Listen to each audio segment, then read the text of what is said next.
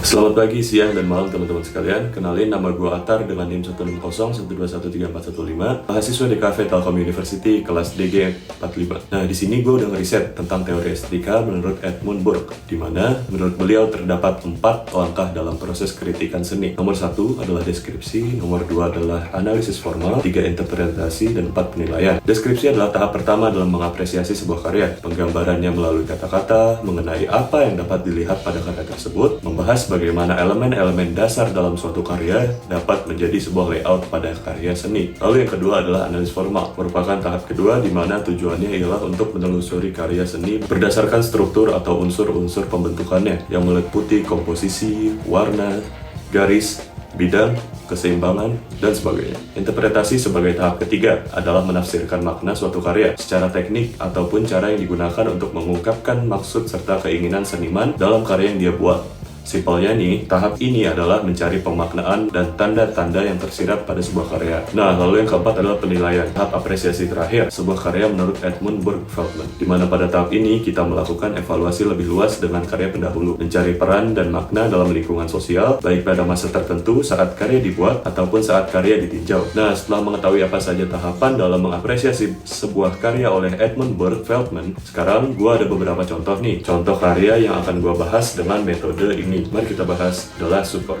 Secara deskripsi, karya ini memiliki judul The Last Supper oleh Leonardo da Vinci yang dia buat pada tahun 1495 sampai 1498 menggunakan bahan tempera gesso mastic pitch dengan ukuran 7x2 meter. Nah, lukisan ini menggambarkan suasana penjamuan terakhir tokoh Christ dan para rasulnya yang kisahnya terdapat pada kitab Injil Yohanes 13 ayat 21. Nah, dalam karya ini Leonardo da Vinci mencoba untuk melukis suasana dari 12 murid Christ yang khawatir setelah Christ memberitahu kepada mereka bahwa akan ada salah satu dari mereka yang akan mengkhianatinya. Nah, lalu jika kita analisis secara formal, kita bisa lihat adanya ruangan perjamuan yang berisikan Christ dengan tokoh-tokoh lainnya duduk dalam sebuah ruangan, sedangkan unsur-unsur seperti garis, warna, dan juga tekstur tampak pada pakaian, wajah, serta meja. Lalu garis yang mengerucut ke arah belakang juga membentuk sebuah ruang, serta cahaya dari belakang menunjukkan waktu bahwa matahari masih terbit. Nah, keseimbangan yang terjadi pada karya ini juga dapat dikategorikan sebagai keseimbangan simetris, teman-teman, di mana tokoh utama, yaitu Christ, berada di tengah lukisan dengan tokoh-tokoh lainnya, yaitu para muridnya yang tampak sama rata kiri dan kanan. Lalu jika kita analisis secara interpretasi, tokoh utama Christ yang duduk di tengah menjadi subjek utama pada lukisan ini, di mana para muridnya yang memiliki wajah resah sebagai subjek pendukung menciptakan suasana yang dapat membuat penikmat karya ini resah. Tambah lagi, warna pakaian para tokoh di sini menciptakan sebuah kontras atau bertentangan dengan narasi yang ingin disampaikan pada lukisan ini. Penggambaran dari tokoh yang tidak digambarkan dengan adanya halo atau lingkaran pada kepala mereka juga merupakan interpretasi dari pelukis bahwa Leonardo berpikir tokoh-tokoh ini merupakan fana dan hanya manusia biasa. Nah, jika kita analisis secara penilaian, menurut saya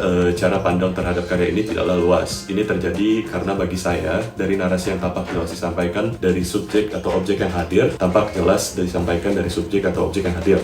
Namun, di balik itu, nyatanya masih banyak penilaian dari ahli akan interpretasi yang ditampilkan pada karya ini. Karya ini juga dapat dibilang sukses untuk menginfluence orang-orang, dapat dilihat dari karya ini yang sering sekali hadir atau dikutip dari film. Jika kalian tahu, film Da Vinci Code mengutip karya ini. Karya yang kedua, Crevable China Rose and Indian Flycatcher. Nah, secara deskripsi, lukisan pada era estetika timur yang menggunakan media gulungan gantung ini dibuat oleh Sheng Quan pada tahun 1750 menggunakan tinta pada warna media sutra dengan ukuran 116,4 cm x 50 cm, menggunakan permainan kata visual di mana yang pada awalnya hanya berisi pesan dari kata-kata diubah menjadi gambar yang dekoratif. Nah, lalu jika analisis secara formal, unsur garis pada bagian luar gulungan menciptakan sebuah framing sehingga lukisan tampak lebih stand out. Harmoni juga tercipta dari objek-objek yang ada pada lukisan ini. Nah, objek yang hadir juga membuat suatu kesatuan yang jika dipisahkan maka lukisan ini akan tidak sesuai dengan judul lukisan ini tentunya. Nah, lalu keseimbangan serta kesederhanaan juga memiliki peran besar sebagai prinsip desain dalam lukisan ini. Lalu jika kita bahas secara interpretasinya, narasi yang disampaikan hadir pada karya ini. Kita bisa lihat pada kedua burung yang berekor panjang ganda mengartikan panjang umur. Lalu bunga mawar dan buah crevable melambangkan kedua orang tua. Nah, sehingga jika disatukan kedua makna tersebut akan memiliki arti panjang umur untuk orang tuamu. Lalu jika kita analisis secara penilaian, menurut saya dengan lukisan yang ukurannya masif ini sangatlah indah. Warna yang realis dan objek-objeknya membuat kita sebagai penikmatnya merasa kehangatan. Objek burung dan bunga yang digambarkan proporsional juga menjadikan lukisan ini tampak nyata. Dan Secara deskripsi, karya seni Det adalah sebuah topeng badan yang dibuat oleh warga suku Asmat pada pertengahan abad ke-20 Masehi, menggunakan serat daun sago palem, kayu, serta cat dengan ukuran yang sebesar ukuran manusia, yaitu 170 cm x 87 cm x 73 cm. Secara formal, unsur garis tampak eksplisit di seluruh patung. Motif dari topeng badan ini juga membentuk garis. Lalu garis yang hadir ini juga membentuk pengulangan, sehingga menciptakan sebuah pengulangan atau irama pada motif topeng badan ini. Lalu terbentuk juga sebuah ruang dalam topeng badan ini sesuai dengan tujuannya untuk digunakan oleh manusia agar bisa masuk ke dalam ruangan tersebut untuk topeng badan itu digunakan. Lalu secara interpretasi, apa sih tujuan dalam karya ini? Nah, karya seni dan agama warga suku Asmat berpusat pada arwah orang yang baru saja meninggal. Nah, maka dari itu, tujuan topeng badan ini adalah untuk merayakan ritual pesta topeng, di mana puncak dari pesta ini adalah ketika ada orang yang meninggal. Nah, di mana orang yang memainkan peran akan menggunakan topeng badan, berperan sebagai arwah orang yang sudah mati. Lalu sang pemain bertopeng yang mewakili orang mati ini akan muncul dari tengah-tengah hutan, lalu pergi berkeliling desa, di mana warga lainnya akan memberikan makanan dan akan disambut dengan keramah tamahan. Hingga pada besok harinya, upacara akan berakhir pada saat mayat diberikan makan, dihibur, dan ditakut-takuti. Nah, lalu setelah proses itu dipercaya bahwa ruh yang meninggal ini akan berangkat ke alam leluhur. Secara penilaian, karya seni Det ini membuat saya salut, mengingat karya yang dibuat pada pertengahan abad ke-20 Masehi namun memiliki bentuk yang unik. Nah, kemampuan masyarakat warga suku Asmat yang masih bersifat tradisional dalam menciptakan topeng badan ini juga menunjukkan bahwa adanya urgensi dari keperluan agama atau kepercayaan dapat menciptakan sebuah karya seni yang indah. Terus, secara deskripsi, karya seni Rose 2 oleh Isa Gensken ini merupakan sebuah karya masif yang berbentuk bunga mawar yang debut di kota New York.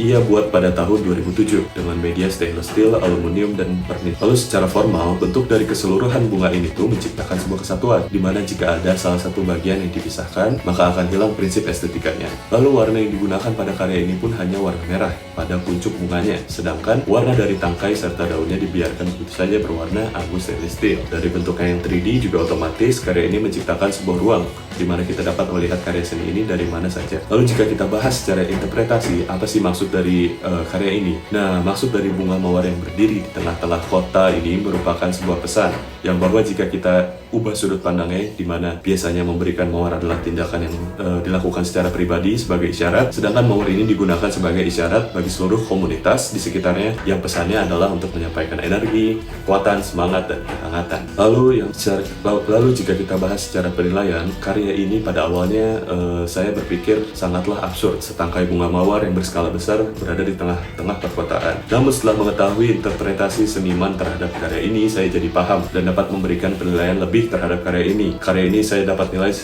estetis ya, dimana pada akhir-akhir ini kita sebagai manusia perlu disindir untuk diingatkan agar kita dapat kembali bermoral. Nah, sekian video dari gua. Terima kasih. Stay tune buat video-video selanjutnya. Wassalamualaikum warahmatullahi wabarakatuh. Peace.